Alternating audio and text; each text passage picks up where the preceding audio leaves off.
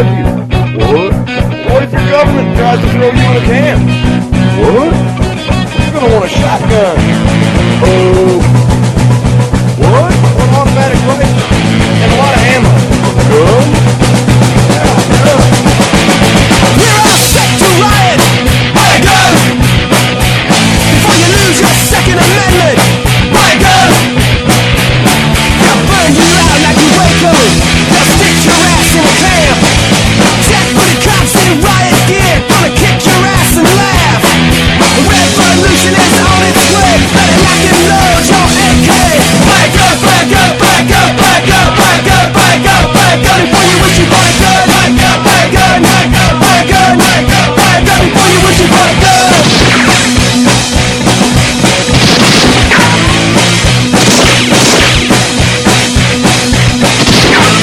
We're all set to riot. Buy a gun.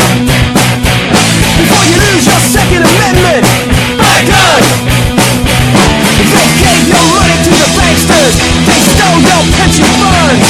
It's time that we took to the streets. It's time we had our turn. A revolution is on its way, and the founding fathers would say, buy a gun, buy a gun, buy a gun, buy a gun, buy a gun, buy a gun, buy a gun. Before you wish you bought a gun. Buy a gun, buy a gun, buy a gun, buy a gun, buy a gun, buy a gun. Before you wish you bought a gun.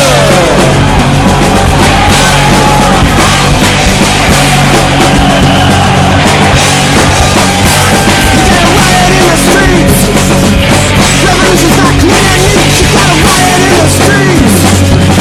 Revolution's not clean and neat, you gotta drag them through the streets.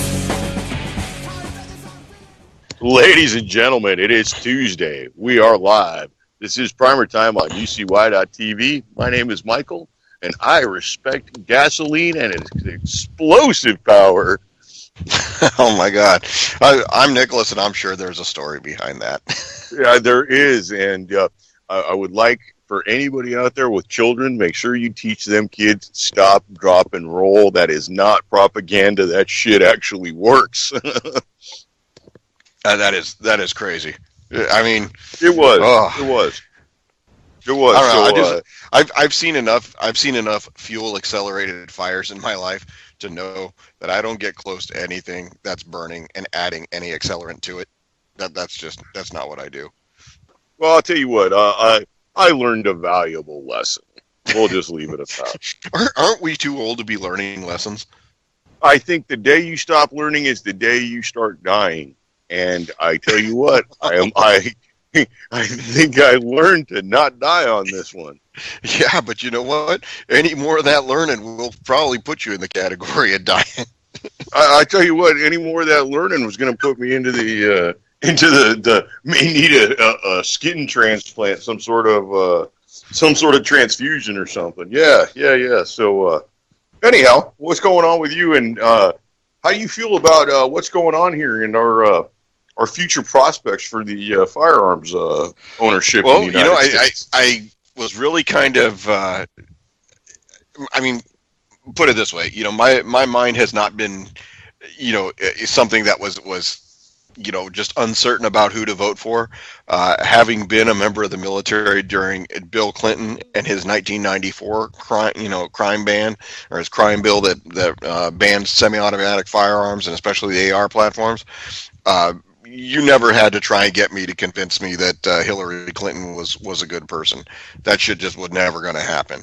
Some of the things that she said during the last debate, it's disheartening for her to say, I respect the Second Amendment, or the Supreme Court of the United States got the decision of Heller versus the District of Columbia wrong. This woman is not a friend of any gun owner, nor and it's just as it's been revealed in the last couple of weeks. She has a public persona and a public face, and then she has a private face. Yeah, certainly, and of course that was going to explain that. Yeah, that was another WikiLeaks dump that had her speaking at a paid engagement to I believe it was Goldman Sachs, if I'm not mistaken.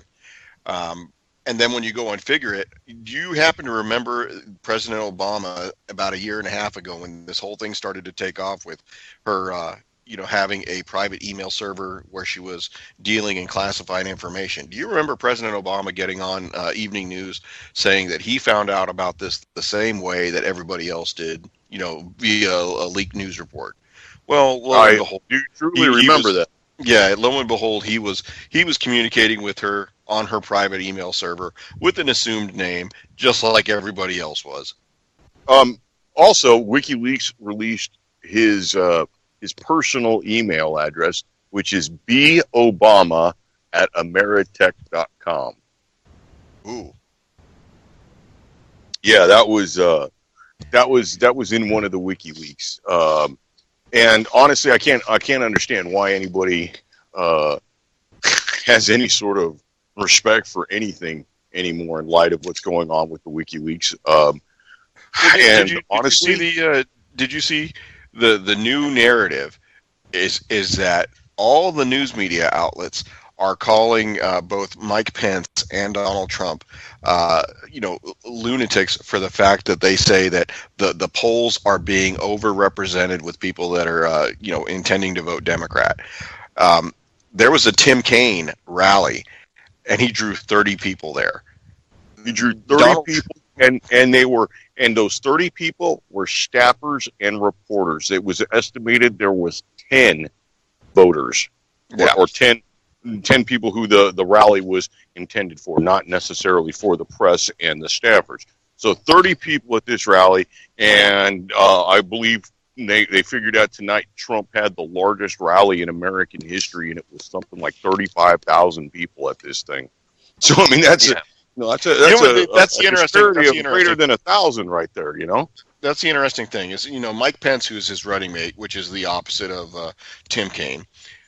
He's drawing between 3,000 and 5,000 people at any event that he goes to, which is just either a stump speech in an area that's away from Donald Trump or something that Donald Trump wasn't able to attend. That's saying something, and I think what it comes down to is that people are genuinely not enthusiastic about the Democratic ticket, and I don't think it's for anything more than people want to get rid of the policies that they stand for, which is another 4 years of the current administration and the current administration's, attempt at what did he call it? Fundamentally changing America. Did we lose you? I believe we lost you. No. Here. Oh, okay. Yeah. He said he wanted to fundamentally change America, and in several speeches with. We'll just bring up criminal Attorney General Eric Holder, or criminal former Attorney General Eric Holder, where he said that we needed to brainwash people. We needed to change their minds about how they feel about firearms. Firearms much in the same way that they did about cigarettes. Right. And I find that to be an incredible amount of doublespeak, considering that we have Hollywood, which is known for making firearms-based movies, and also at the same time, while pushing the firearms-based movies, also pushing the lies and the fear-based bullshit about guns, and it's exasperating. It truly is. I mean, it leaves more than a bitter taste in your mouth. Honestly, I think it's going to lead to violence. I really do. I differ from you on that. I don't think that it's going to lead to violence. Honestly, if it leads to violence, you know what it's going to be? It's going to be people upset that Hillary Clinton didn't win. That's the only way that violence is going to happen. And that was another jewel that came out of the WikiLeaks, was that directly up to the DNC and through Hillary Clinton herself, the Democratic Party operatives were the ones that were inciting violence at all the Donald Trump events. They've been doing quite a few things in order to get people to show up in these Donald Duck costumes to troll Donald Trump. This comes directly from Hillary. So, the interesting thing also that I took out of this, we got a couple comments in chat about, whether voting was, saying the system is rigged or whatnot. They've got these guys that worked for the Democratic Party as, go-betweens that said they have been rigging the system for over 50 years by bussing in people from out of state, getting them to vote at places where, no voter ID is required, just by them sitting there saying they are a certain person and that they're here to vote. And yeah, you can't tell me that this isn't making a case for any kind of voter ID law, because guess what? The next step is to get the rest of the illegals to do it. And not only that, who are you to suppress a minority and tell them that they can't exercise their constitutional right?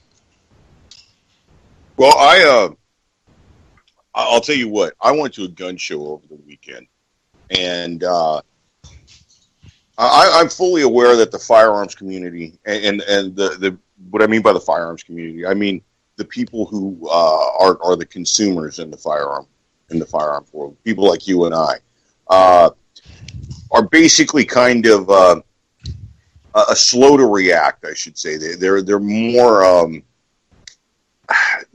concerned after the fact about the rights. Right. And it seemed to be a little bit different at this last show. There seemed to be a little bit more awareness as to what was going on.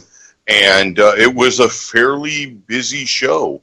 I will say that the prices of used items, that would be on what is commonly referred to as the gun show loophole, or the online loophole, or the in-person loophole, those were priced, I'd say, just a little bit high, and that's totally reflective of the fears that the American public has regarding, the propensity for this government and the incoming government to create an Australia-style gun ban, which is basically what they're looking for, and I mean, as a stated goal.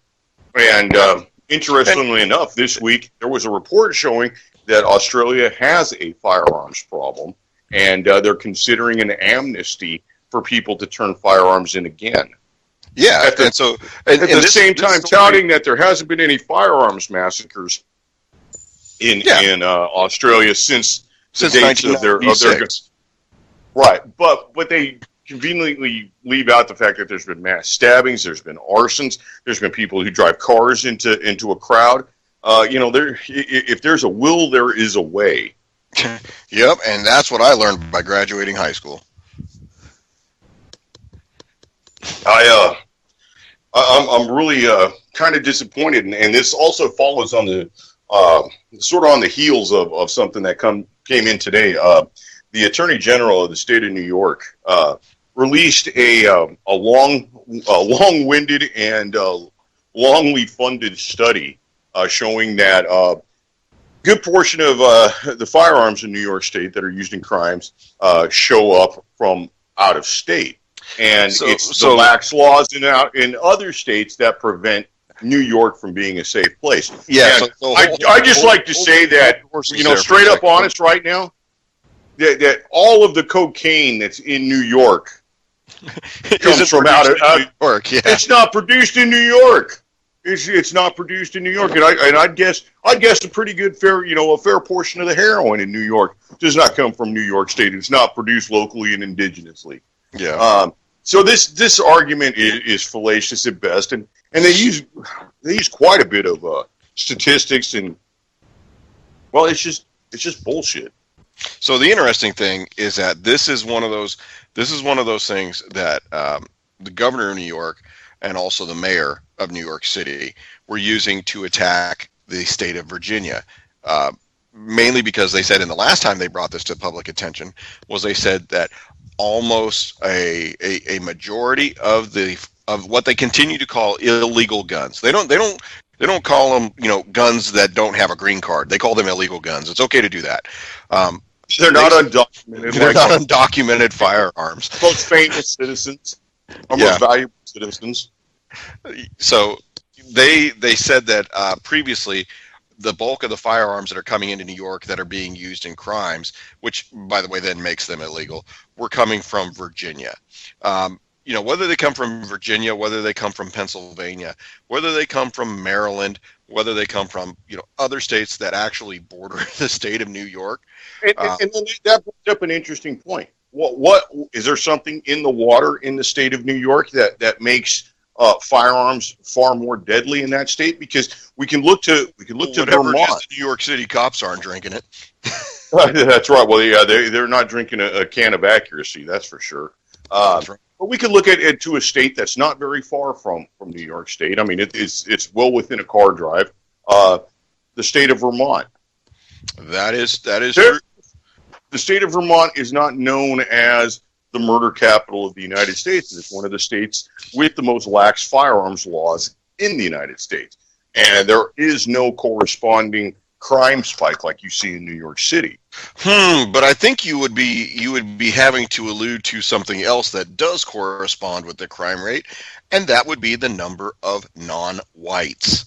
Now, this is where somebody gets in trouble, gets being called racist, but I don't know if you know this. Vermont, like Utah, is one of the whitest states in the Union. And you are now officially racist for mentioning that. I mean, just shit. Add that to the list. Now let's take that and follow that same logic right there, and let's look to another state that is in what they call the Iron Pipeline. And I love how they give them these crazy sounding and very I just guess ominous. Makes it feel like it's part of the Iron Curtain. Right. And so let's go to a state with similar firearms laws and a completely different demographic. Let's look at the state of Georgia. We find that in state of Georgia is one of the states in the Iron Pipeline that supposedly feeds guns to New York City. We see that Georgia probably has a population that is 50% black. I would say that's a fair estimate. Maybe 50% black. If you've ever been to Atlanta, you would believe that. Oh, absolutely. And we see that while in the metro area of Atlanta, there is a spike in crime. And that same spike in crime happens in every city that has a large population that is largely poor. You will find that in pretty much every place that's got tons and tons of Section 8 housing and a good portion of the population survives on stamps and basically the largesse of the government.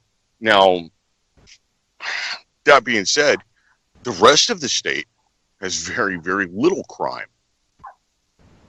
Yeah, and that would be in the that would be in the non other than white communities, right?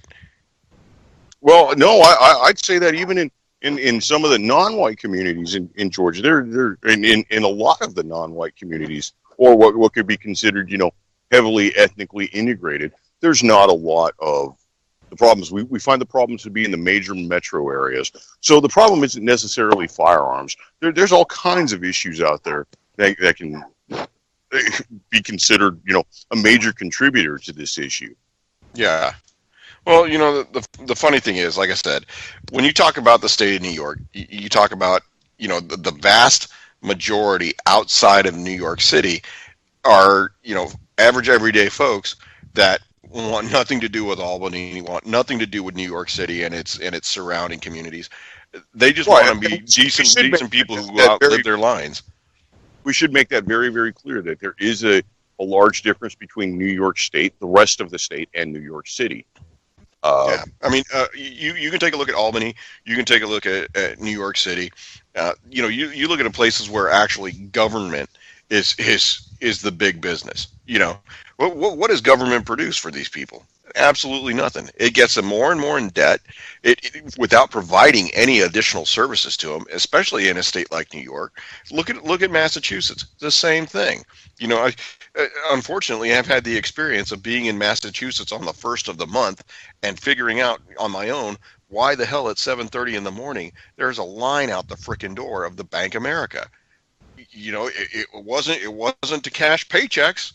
I'll tell you that much. Well, we've got 2 weeks, people. We got 2 weeks. 2 weeks. And so the interesting thing that I'm taking away from all this, most states, I think 37 states so far, have begun either absentee voting or early voting within their voting districts. Me personally, I've already voted absentee because I am out of state, and I still cast my vote in Texas, where it actually, has a chance of going in. That's another interesting thing, because today, early voting is open in Texas, and there's stories coming out of Austin, Lubbock, San Antonio, and Abilene about people who are going in and voting a straight Republican ticket and having the machines change their votes to Democrats. Right, and this is one of those things that in my area we had the state I guess she's the elections commissioner or the whatever it is for the state and Commonwealth. She said that four of the approved voting machines are owned, within the United States, and one of them is owned by a South Korean corporation that are authorized to operate in Commonwealth of Virginia.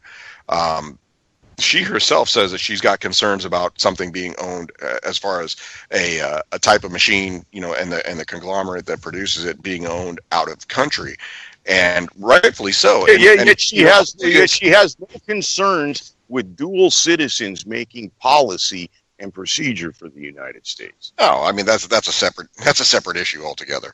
But what I'm talking about is when it comes down to it. Yeah, you're right. There's every election that they've had, any kind of electronic system to tabulate votes. There's always been a series, or even what they'll call individually anomalies, and they'll say, okay, yeah, you voted for this, but your ticket gets printed out saying that you voted for that, and if you don't check it, that's your fault. Well, I seem to remember the what was it, the 2000.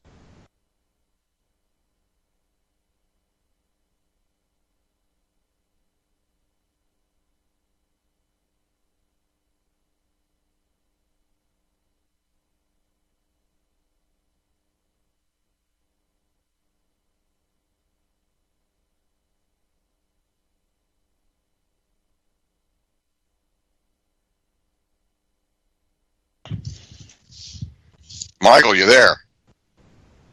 Okay. Well, I think we hit some key words. We may have. We have tripped the trigger. Yeah. So, oh well. Anyways, what I was going to say is I think what it comes down to is that in order to really eliminate this, it's basically what I think is a threat to the actual integrity of the system, even though there's very little integrity to begin with. I honestly think you should have to only be able to do paper ballots. I don't think that there's anything that should be done electronically. I mean, here in the Commonwealth, we had to have an emergency order signed by a federal judge to reopen voter registration for an additional 18-hour period because for some reason people weren't able to register within the calendar year to vote, and because whatever happened on the system the day that the registration was going to close, the system wasn't able to handle the traffic and the server shut down. So a federal judge, responding to a lawsuit, has to be able to say, hey, elections commissioner, go ahead and reopen reopen registration. I mean, whatever happened to being prepared? I mean, are we out of Boy Scouts in this country? Being prepared is not what they want you to be. Thus, the reason for you, the push to take your firearm. Yeah. Well, and like I said, I don't for one think that Donald Trump is going to save my rights to own a firearm, but I could certainly tell you that Hillary Clinton is not. Well, I'll stick with my original assessment of Donald Trump, that he's just a great big flashing neon none of the above sign. I don't really think that there are people who, I'm sure there are people who think Trump is the greatest thing since sliced bread. But I think a majority of Trump voters will do anything to not vote for Hillary. And they do realize that a vote for Johnson or a vote for Jill Stein, or unfortunately, even a vote for Vermin Supreme is just a vote for Hillary. Yeah, and that's one of the things that I think that, a lot of the media is definitely, been exposed as being in the tank for Hillary Clinton, part and parcel to the entire process that they've run, everything from, really marginalizing Bernie Sanders and his voters, and really thinking that they could screw them out of actually any kind of changes to their party platform, which it was also exposed that they said that, hey, we're going to limit the number of super delegates, and that'll give something Bernie Sanders supporters could think was a victory for them, but it isn't changing anything. Yeah, I'll tell you the system is rigged, and I don't think that anybody anybody can objectively look at it and say, hey, at least on this side of the aisle or that side of the aisle, it's on the up and up. I mean, hell, what is it? Hillary Clinton is spending like $245 million on advertising. Donald Trump has spent like 83. I mean, that's well, to be honest with you, nothing. he doesn't have to spend any money because the news is full of nothing but Trump, Trump, Trump, Trump, Trump. And it doesn't matter if it's Trump is a rapist or Trump said pussy 11 years ago or whatever. I mean, it's to me, it's reached a point of like we have reached ludicrous speed, Captain. The latest is a porn star. I believe her name is Jessica Drake. Now, this is a woman who gets paid to put 2 wieners in her butthole simultaneously, and she's offended that Donald Trump. God bless Donald Trump hugged her inappropriately. I find this to be just a little bit odd. And, well, of course, she's represented by, America's favorite communist, Gloria Allred. Yeah, of course. Her and everybody else that's accused him this week. So, okay, whatever. I mean, put it this way: if it was serious enough, these things will go to court, right? Because what's going to happen? I would say that if these were serious enough and these were actual problems that had happened, somebody would have taken care of it within the time frame normally associated with this. You wouldn't have taken a loving photograph with the man and asked for an autograph. I would say that just knowing that the man is considered to be wealthy, that somebody would have been assaulted by this guy and would have turned around and sued his ass for I don't know, $20 million or something like that. He'd have paid it to shut him up. Oh, well, I mean, he already talks about how he uses lawsuits, and he said that sometimes it's better to take a lawsuit and pay it off than to actually deal with it. So, I mean, yeah, I'm almost flabbergasted. Just because you pay off somebody doesn't mean that you're guilty, right? Yeah. I just find this to be becoming just almost moronic now on a daily basis, and I mean it's moronic from every level of the news coverage. And I mean I got to give a special shout out to my boy Chris Cuomo, who is brother of the current governor of New York and son of the former governor of New York, who was interviewing a congressman the other day on CNN, and congressman brought up some WikiLeaks stuff, and CNN went to the colored bars in a long, slow beep, and that smarmy punk Cuomo gave a, oh no, that sucks. Let's see if we can get the congressman back. And you could see the man was trying to like suppress a smile, and that was all the that was the oh hey, you brought up WikiLeaks on CNN. Your mic has now been cut.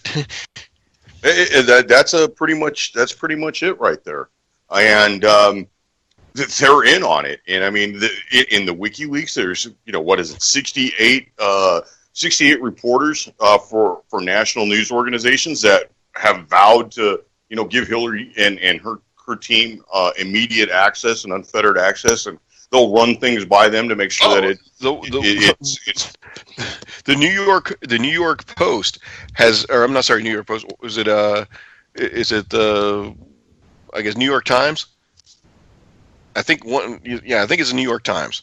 They're the ones that have come out and said, oh hey, by the way, we will give you complete authority to go over our stories and say, hey, you can edit this out. You can edit this out. Code editing and this came out of the emails that one of the writers called himself a hack and emailed John Podesta and said, hey, I don't know anything. Why don't you go ahead and tell me if I'm fucked up? And oh, hey, by the way, I don't want to say anything that's going to put her in a negative light. So, you got that. You got Jorge Ramos, who's largely become irrelevant, but, Univision has been advising the Clinton campaign. And we also have to look at the fact that Jorge Ramos' daughter, Paola Ramos, is head of Hillary Clinton's Hispanic voter outreach. She is the one bringing the hot sauce to the Taco Bowl voters. Yep, and I'd like rice with mine, please. I would like Cholula. Yeah, I don't necessarily need the rice. I don't want Cholula because she's illegal. Give me some Texas Pete. I don't like Texas Pete. It tastes like vinegar. That's what freaking hot sauce is. Well, shit, well, I'd actually like to refer to whatever kind of hot sauce that Hillary Clinton keeps in her purse. Oh no, it wasn't hot sauce. Was Yeah, it hot sauce? She was at a I think thought it was a sriracha. black. I think it was a black female empowerment rally or something. And she said you always feel empowered after you load yourself up with hot sauce. well, it's just the simple pandering that she does. And I mean, there's many videos out there about how she changes her accent depending on what group of people she's speaking in front of. She can pull out a Southern accent. She can pull out a Yankee accent. She can pull out a Midwestern accent if she needs to. She can pull out a West Coast accent if she needs to. Oh, and not only that, you remember the "I come too far to turn back now." I mean, yeah, totally pandering. You know, I've got some friends of mine that are from New York, outside of the city, maybe west of the Tappan Zee Bridge, and I'll tell you, the sight of Hillary Clinton putting on a Yankees hat is enough to fucking make them vomit. She's a Chicagoan, right? So all of a sudden, the Cubs are in the World Series. Arkansas when it come down, right? Yeah. So she's an Arkansas Razorbacks fan when it's convenient. She's a Chicago Cubs fan when she's convenient. I swear to goodness, if Satan had a baseball team, she'd be out there with horns on. I think she's going to be the starting pitcher for the Satan team. Yeah. Oh my goodness. So yeah, but you know what? We blew through 30 minutes on that shit. Let's talk about guns. All right. So I hit a gun show this weekend, and it was the Saxit produced gun show in Robstown, Texas, at the I believe it's called the Corpus Christi Fairgrounds. And it's a pretty good show. It's a pretty good sized show. The convention center where that's held at is, I'll say that it had at least, I'd say at least 600 tables. That's not saying 600 vendors, but that 600 tables set up. And there was brisk business going on. It was not full of the usual flea market crap, blankets and T-shirts and bumper stickers and things like that. There was a lot of firearms being sold, a lot of ammunition moving, and a lot of magazines moving. Magazines have jumped in price. AR-15s are somewhat going up in price. There's a bunch of Century AK-47s out there that I thought were actually rather reasonable, but it's a Century AK-47. Therefore, that was produced by vodka-swilling monkeys with like 2 left hands. Between like Century and the Indian Army arsenal, they're the only people known to like actually screw up an AK-47. I don't know. Sometimes the Czechs get accused of that. I don't know, man. Every Czech weapon I've ever seen has been a really a functional. If not, it may not be pretty, but it's functional. And stuff that comes off of Century's lines, it's not functional. They're actually sort of dangerous if you can actually get them to discharge. There's problems with firearms discharging out of battery, improper head spacing, problems with triggers that end up leading you to have what's commonly referred to as a bump fire or a slam fire, which could actually be, beyond being dangerous. It could be far more dangerous, as it could incur legal problems. Yeah, certainly. Because all of a sudden you have a machine gun. I will say that at this show, I did notice on the private sale tables, there was a lack of small concealable pistols. Now, on the dealers, the people with FFL tables who have something that has to be gone through with paperwork and everything, there was a lot of small concealable pistols, but those prices went up. So just for an aside, we'll go with something I've kind of like had an eyeball on, and I don't think I'm actually going to go there, but it's just an interesting concept for me. It's the Kel-Tec P3A, P32. So it's a small concealable handgun and 32 automatic, which is it's a tiny bullet, but it's a centerfire cartridge, and it was a standard in Europe for many, many years. And it's a very, very small handgun. I believe it holds 7 rounds in the magazine, 1 in the pipe, and that gun shouldn't be any more than like $225, and I saw them for $349. Yeah. Well, this is one of those things that we talked about a little earlier in the run-up to the election, where a lot of the gun stores are doing the pre-election sales. And the biggest thing that I've seen them being offered is a lot of the magazines, like you said earlier, that you're seeing going up in price. I'm actually seeing prices come down, trying to get people to buy in bulk. Well, I'll tell you what, if you see prices down, take advantage of them, because they're going up in 2 weeks. And I would like to say, please think of what happened the Monday after the unpleasantness of 2013 or late 2012. Remember that the price of those things went through the roof. The price of everything went through the roof. And then we're going to get a Feinstein bill. And that's the amazing thing. We can't...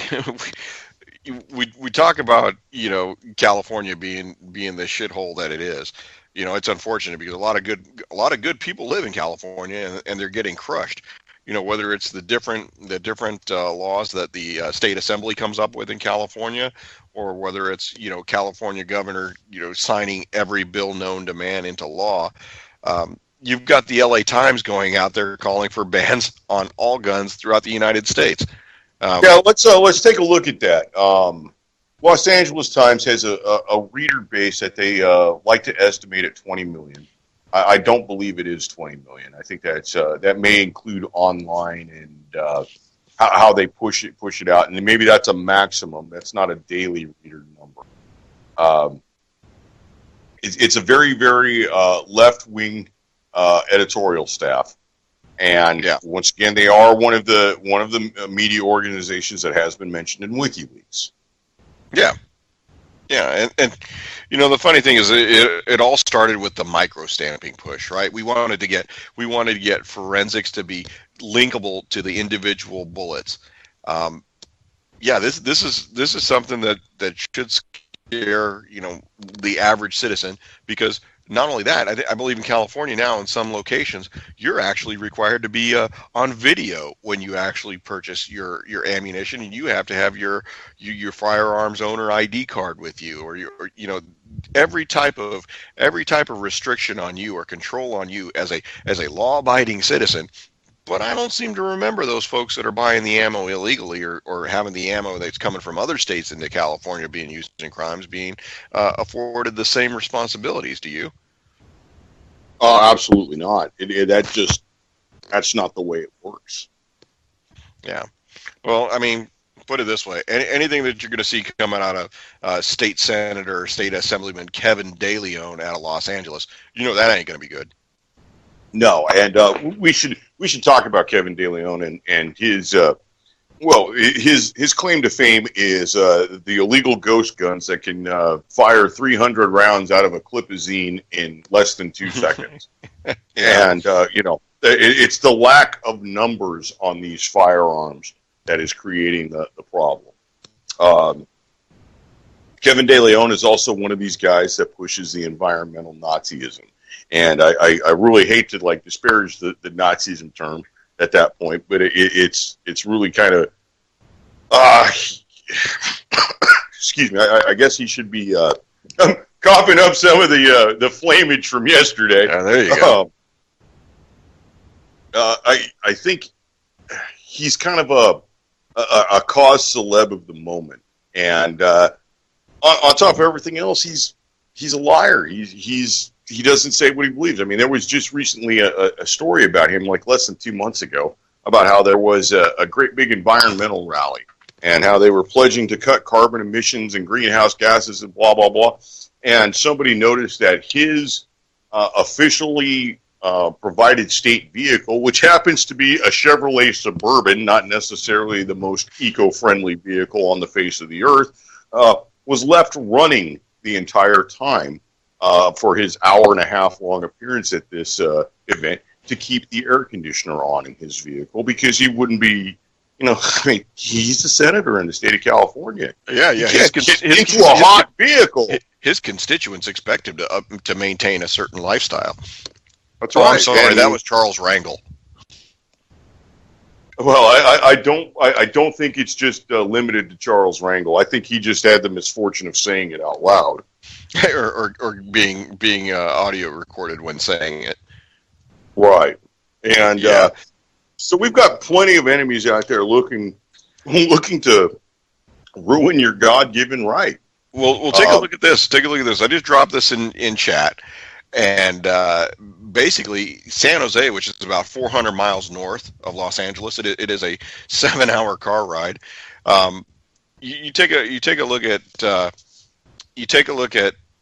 the city council is going to mandate that firearms owners maintain a safe in their house. I mean, and this is one of those things that it's like, okay, you're gonna have a police force or an enforcement agency that is going to go into every home, because almost every firearm is registered in the state of California, to verify that you are going to go ahead and store your weapon in a security container when not in use. This is extremely European in design. Well, and you are kind of like just kind of a bigoted redneck if you don't agree with this European design.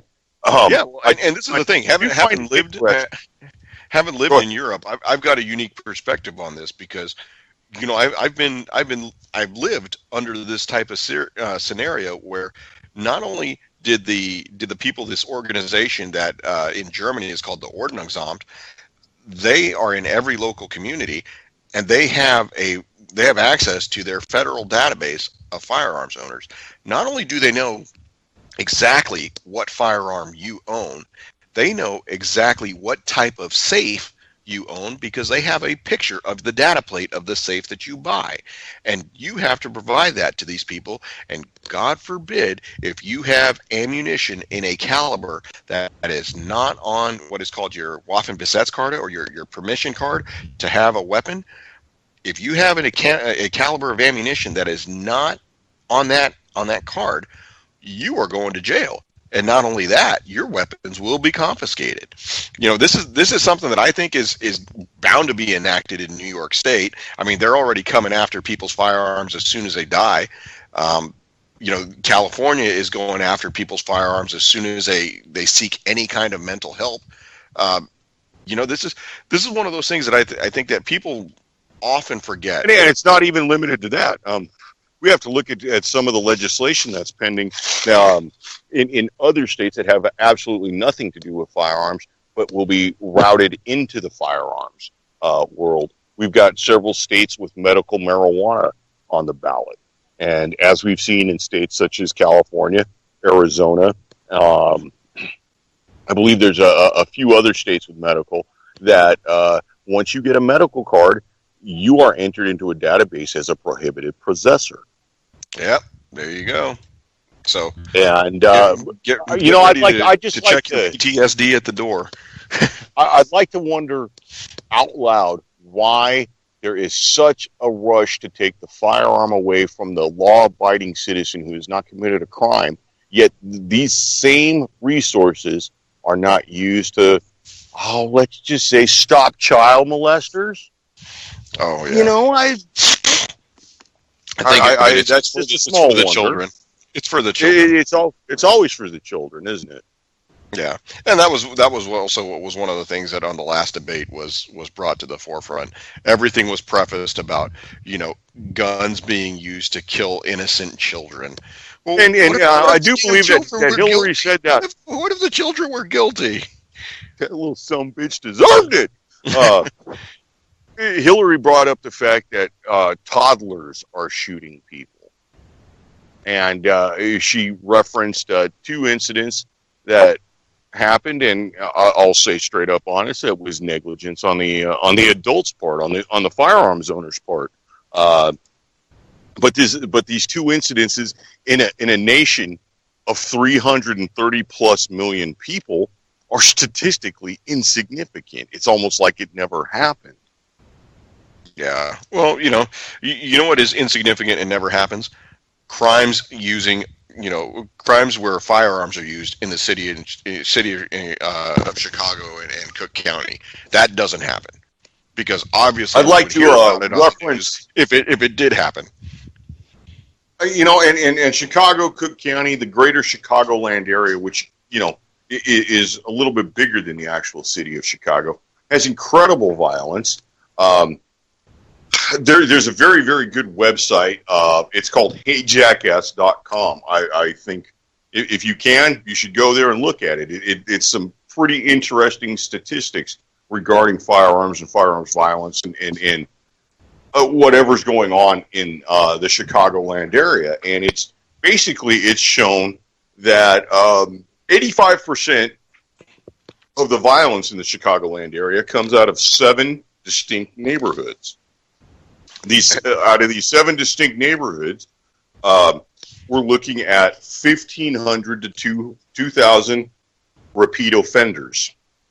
Now, let's just take a look at something else that's disturbed our nation in the past couple years. Let's look at ISIS. Let's look at the Taliban. Let's look at what happened in Iraq and in the Middle East. At one point, we were told that ISIS was no more than 1,000 people, and we were going to crush them. Yeah. Well, where's the crushing the problem in Chicago? Where's the crackdown on the gang violence in Chicago? And then let's not even get into logic or anything that says that 90% of this violence is related to the drug war. Yeah, well, you could go back to the same point that we were making earlier about the state of New York and, making the claim about the illegal guns coming from out of state, Okay, so necessarily in Cook County and in Chicago proper, firearms that are being used in any kind of violence there, are those guns being originated in the state of Illinois? Probably not, because I think out of all the different manufacturers and sellers that operate in other states do not ship weapons to Illinois. I think there's 4 states where they really don't ship weapons to: Illinois, California, New York, and Massachusetts.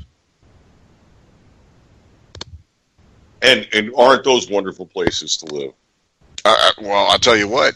People love Massachusetts. People love California. People love New York. And people love Illinois. But it's those same people that love that place are the same people that are making that place broker than jokes. I mean, you take a look at government being the cure for all what ails those people in those states. Why the hell are they all leaving those states? Why are they leaving Massachusetts? Why are they moving to Vermont? Why are they moving to Pennsylvania? Why are people in Illinois moving into Indiana? Why are people in California getting out of that state and going to Washington, going to Arizona, going to Colorado, going to Texas? I mean, the states themselves. It's like, you know what? There was a parallel for what Obamacare is going to be. You could take a look at a democratically controlled state. You look at states like Maryland, states like California that have been democratically controlled for generations, and look at the trouble they're in. I mean, you look at some other which states. kind of trouble? Fiscal trouble, moral trouble, political exactly, trouble. everything. It's not. Where was? Let's see. Let me just do a quick check of the old Google, which is all knowing. Let's take a look at the state of Missouri. Oh. So yeah, let's go to Missouri. Yeah. So, wow. Let's see here. The old Google says that the governor of Missouri is a Democrat. Okay? Go figure. How long has it been a Democrat? Well, you know what? A quick check will tell us that, this goes on for quite a while. Where were the uprisings at the University of Missouri, right? In Ferguson, all these different places, all these different things happen, and it's like, you know what? You don't see the riots going on in Dallas. You saw the one where people were actually shooting at cops, and you know what? That shit got handled quickly, right? Do you ever see riots in Las Vegas?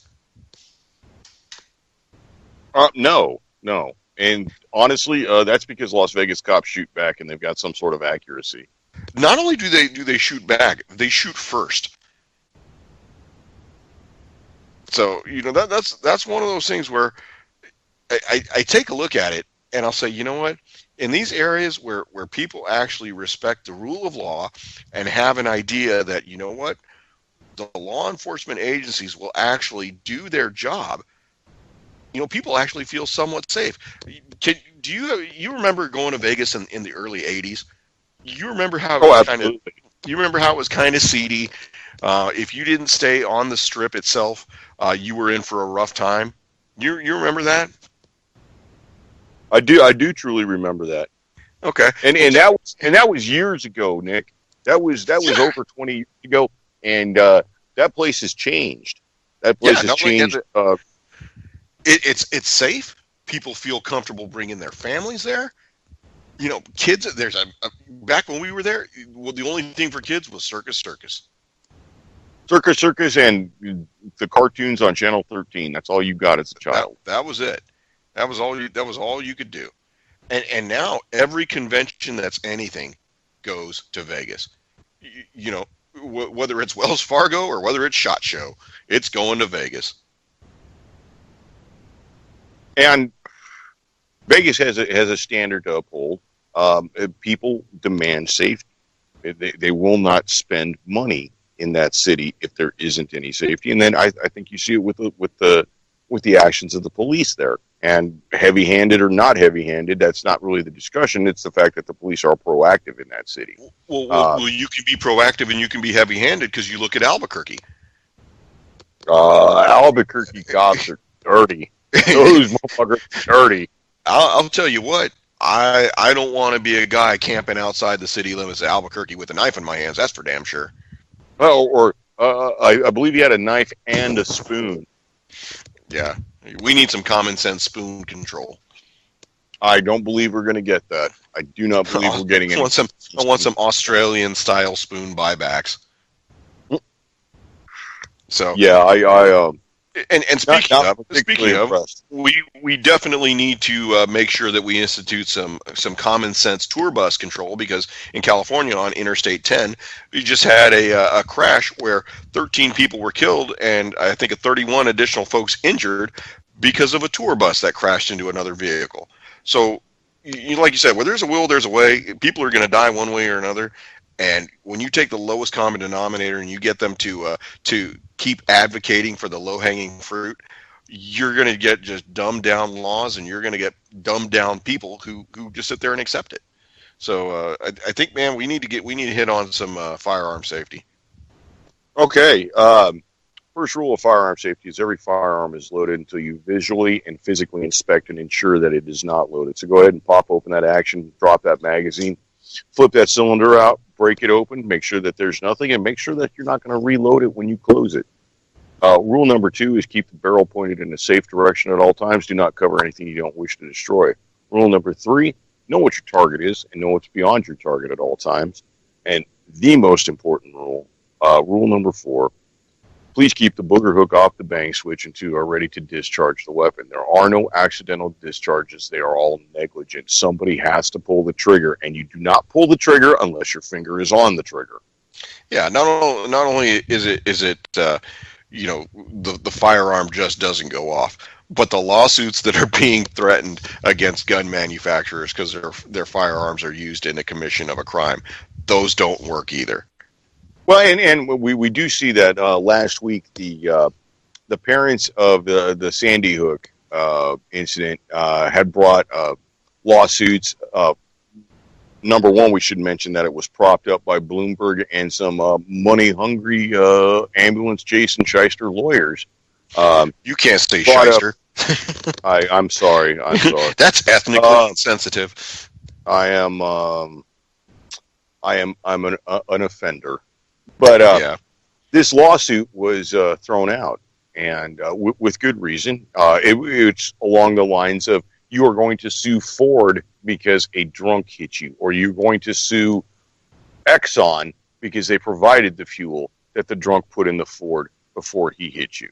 Yeah. And that's not how it works. Yeah, it's it's ambulance chasing, and it's going after people that have some kind of. Let's not even address the fact that the firearm was stolen and its owner was murdered. Yeah, there's crimes before the crime, and we have to blame the inanimate object. Yeah. Well, we went ahead and I also dropped in while we got a couple minutes before the bumper hits us. I dropped in a story about the Glock Model 35, another wonderful kaboom. As you know, I own a Glock 35, and that's one of those things that really has me concerned.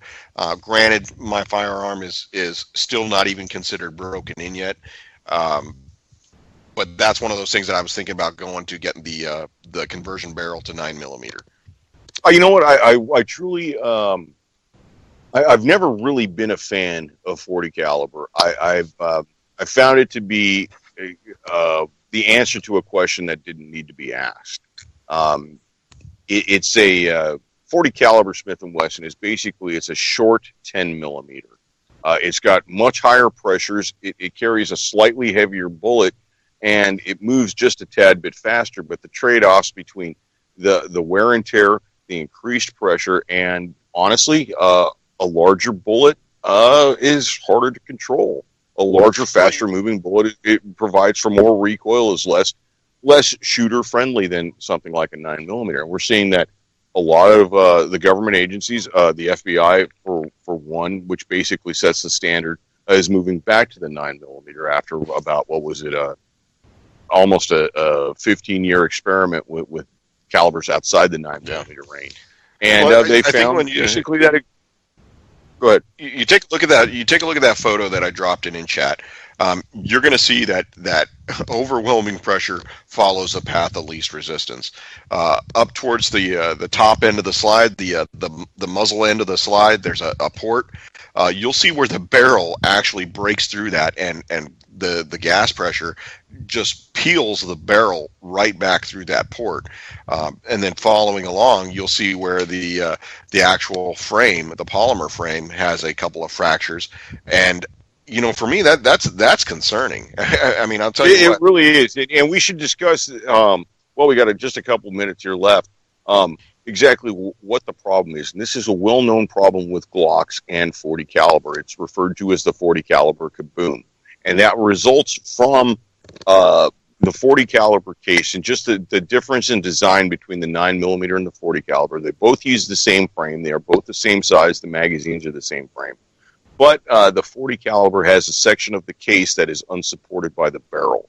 And that's usually in almost everything where the problem is. This one, however, appears to be a squib load, which would be a bullet that was fired, did not have enough pressure and enough gas to help it leave the barrel. And so it was lodged, and then another bullet was fired and smacked the back end of that, and all kinds of lovely joy happens, as we can see in the photo.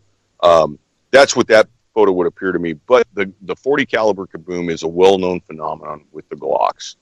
Glock in 45 is wonderful. Glock in 9mm is wonderful. Glock in 380 is wonderful. Glock in 357 SIG is wonderful. It just does not happen to work on 40 caliber. Yeah. Well, hopefully mine will stay holstered where it belongs, because I've been carrying the 45, so hopefully won't have that kind of problem with the 45. Right, and I don't think you'd have that problem with a 1911. You're going to find that you won't have that problem with the 1911 in New York.